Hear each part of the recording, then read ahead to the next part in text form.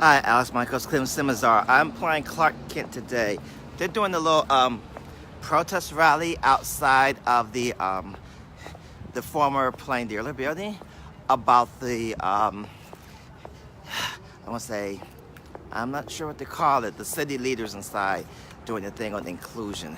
And as a business person, I'm working on business and connections, so I'm not part of a rally, but I am reporting about the rally. So, like I said, that's what reporters do.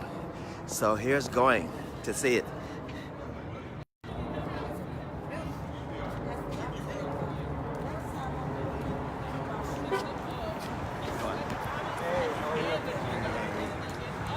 Oh, I think I'm the only reporter here.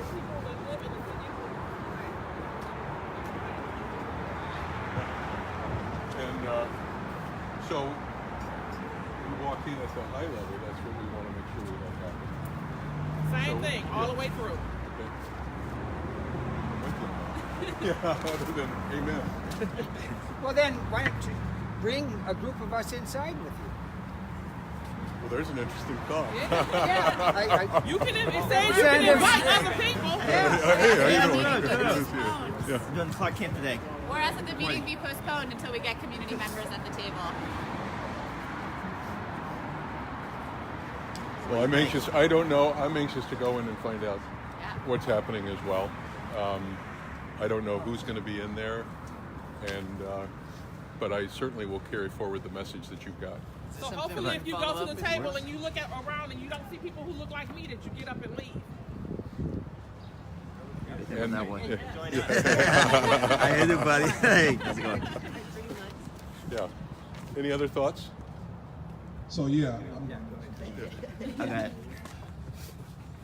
nothing is scarier for poor and disenfranchised people than when rich people and politicians come together in a room to talk about the needs of poor people without including those people affected. Right.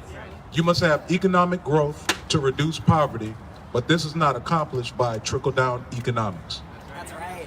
Growth promoting policies that allow poor people to participate fully is the only way to create and sustain rapid and continuous growth because they or we need to contribute. Well, some might ask, how do we do this? And for example, I would say corporations and businesses could sponsor school programs and schools and help to create and sustain a capable workforce that have fresh perspectives and have the ability to help in creating innovation. Imagine schools backed by the Cleveland Clinic that have a direct pipeline to employment with tailored emphasis in science-related fields. Imagine a school sponsored by Wells Fargo, prepping kids for a job in finances, or at a minimum, providing them with an understanding of finance.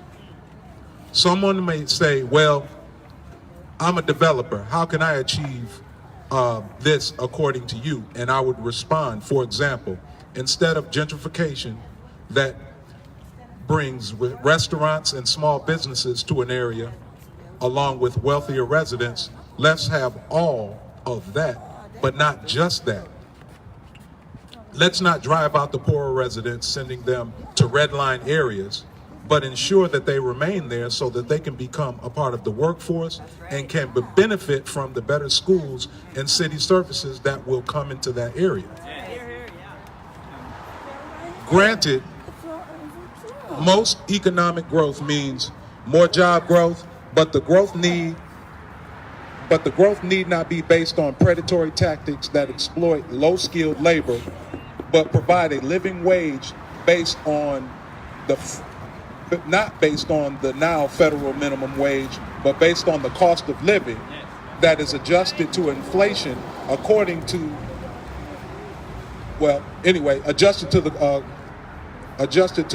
to inflation.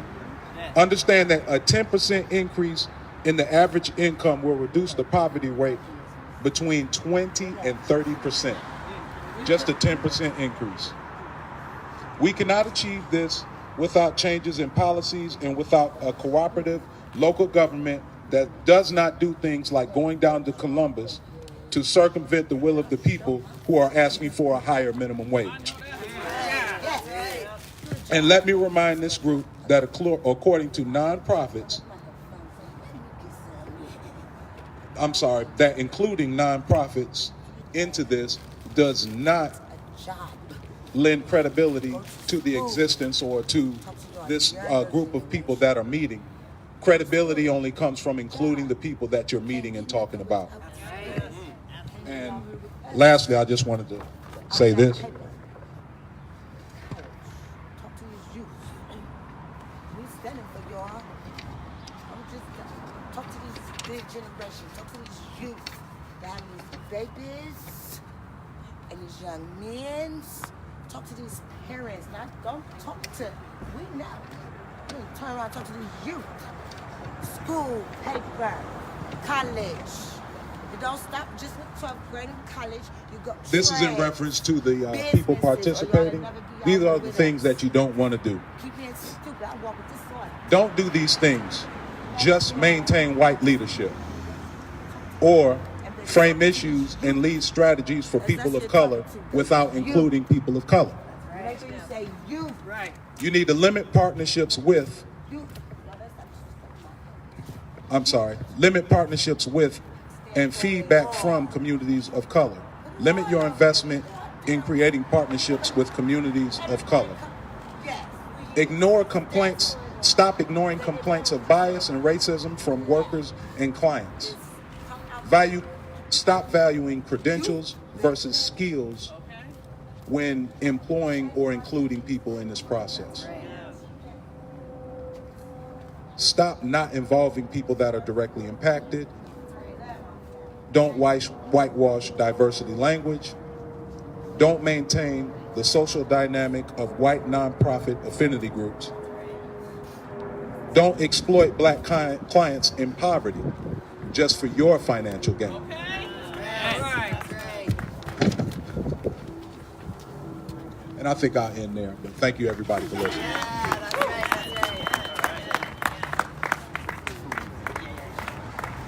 Thank you so much, Kareem, leader at Black Lives Matter Cleveland. So before our next speaker, I just want to do a little bit of chanting.